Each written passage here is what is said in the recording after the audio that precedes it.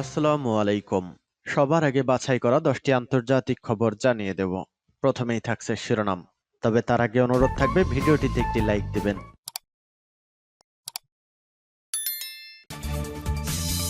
জানিয়ে দিব হাতে থাকা সর্বশেষ আপডেট আন্তর্জাতিক সংবাদ। প্রথমেই সংবাদ শিরোনাম, সিরিয়ার অস্থায়ী সরকারের জন্য সুখবর।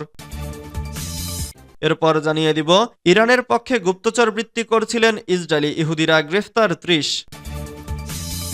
এদিকে ইউক্রেনে রাশিয়ার হামলায় নিহতের সংখ্যা বেড়ে 10। এরপর জানিয়ে দিব ট্রাম্পের শপথ অনুষ্ঠানে চীনা প্রেসিডেন্টকে আমন্ত্রণ।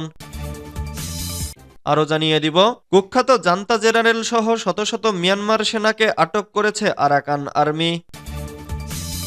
সর্বশেষ জানিয়ে দিব সমুদ্রে আটক 78 বাংলাদেশিকে ফেরত পাঠাবে ভারত। এতক্ষণ শুনছিলেন সংবাদ শিরোনাম, এবারে বিস্তারিত।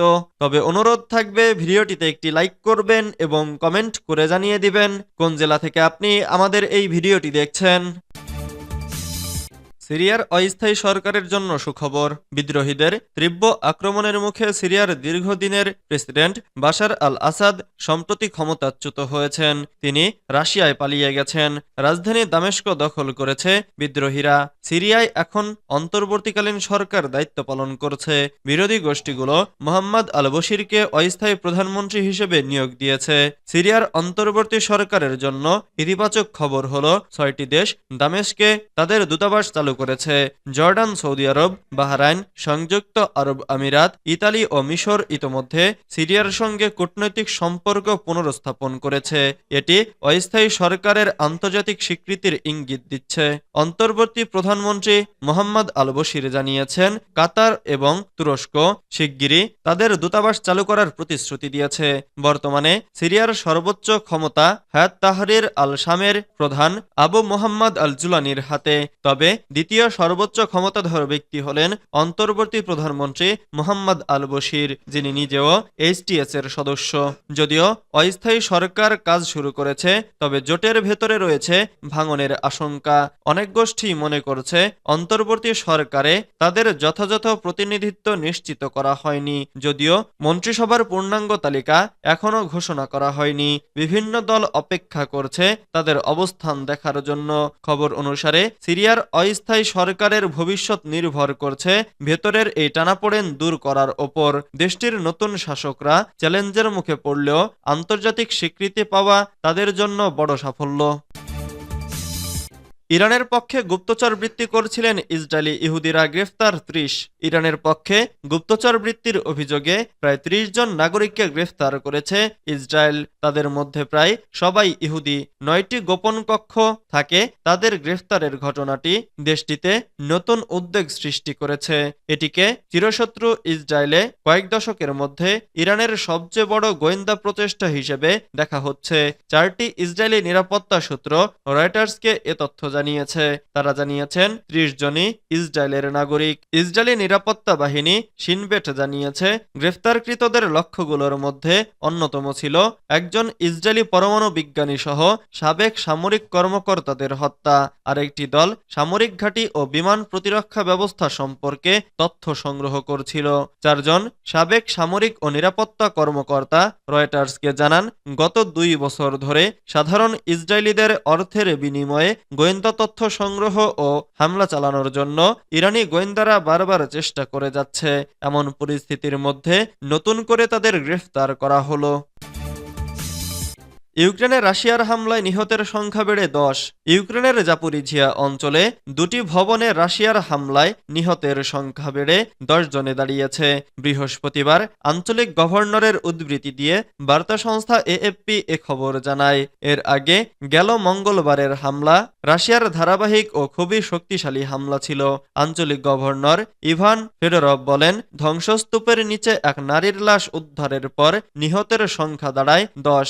তিনি টেলিগ্রাম টেলিগ্রামে বলেন, হামলায় ২২ জন আহত হয়েছে, একটি ক্লিনিক ও জাপোরিঝিয়ার একটি অফিস বিল্ডিং ধ্বংস হয়েছে।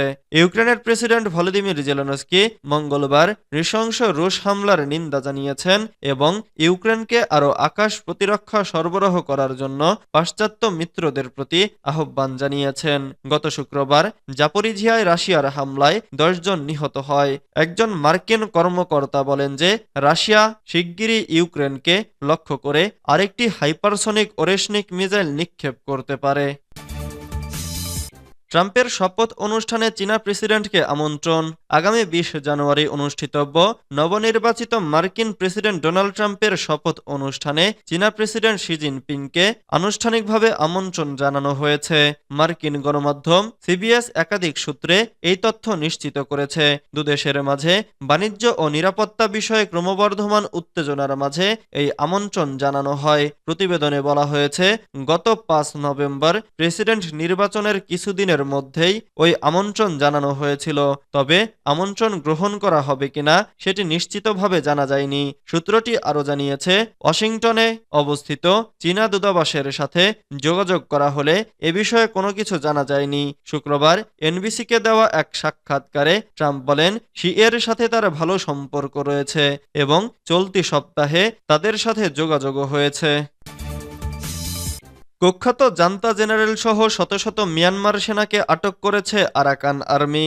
আরাকান আর্মি বুধবার জানিয়েছে, কুখ্যাত জান্তা জেনারেল থুরেইন তুন সহ হাজারো মিয়ানমার সেনাকে আটক করেছে তারা। রবিবার রাখাইন রাজ্যে অভিযানের সময় বাংলাদেশ সীমান্ত মংডু শহর থেকে তাদের আটক করা হয়। বিদ্রোহী গোষ্ঠীটি জানিয়েছে, মংডু শহরে থাকা মিয়ানমারের বর্ডার গার্ড পুলিশের ব্যাটালিয়ান ৫ ঘাঁটিতেও তারা হামলা চালিয়েছে।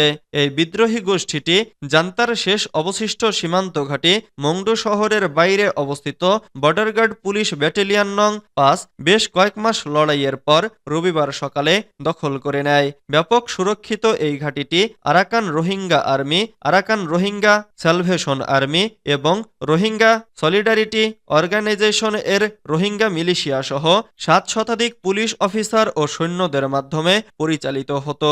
আরাকান আর্মি বলেছে, তারা জান্তা বাহিনীর বিমান হামলার মধ্যে ৫৫ দিনের লড়াইয়ের পরে রোববার এই ঘাঁটি দখল করতে সক্ষম হয়। তারা আরও বলেছে, বর্ডার গার্ড পুলিশ ব্যাটালিয়ান সদর দপ্তরে লড়াইয়ের সময় ৪৫০ জনেরও বেশি সরকারি সেনা নিহত হয়েছে এবং আরাকান আর্মির সেনার প্রচুর অস্ত্র ও গোলাবারুদ জব্দ করেছে।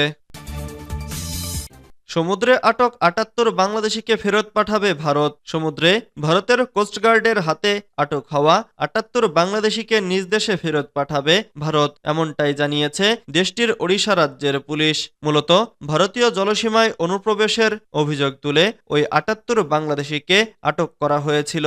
বৃহস্পতিবার এক প্রতিবেদনে এই তথ্য জানিয়েছে ভারতীয় বার্তা সংস্থা ANI। প্রতিবেদনে বলা হয়েছে, ভারতীয় কোস্টগার্ডের হাতে ৭৮ জন বাংলাদেশি জেলের আটক হওয়ার দুদিন পর ওড়িশা পুলিশ নিশ্চিত করেছে তাদের নিজ দেশে ফেরত পাঠানোর প্রক্রিয়া চলছে।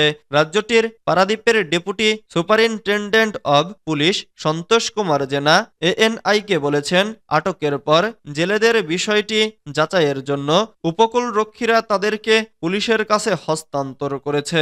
পুলিশের এই ডিএসপি বলেছেন, গত পরশু ৭৮ বাংলাদেশি জেলেকে আটক করা হয়েছিল এবং পরে তাদের পারাদীপ থানায় নিয়ে আসা হয়। তাদের যাচাই বাছাইয়ের জন্য আমাদের কাছে হস্তান্তর করা হয়েছে এবং সেটি করা হয়েছে।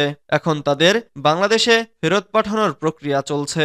এর আগে গত ১০ ডিসেম্বর ভারতীয় কোস্টগার্ড ভারতীয় জলসীমায় মাছ ধরার অভিযোগে ৭৮ জেলেসহ ২টি বাংলাদেশি ফিশিং ট্রলার আটক করে।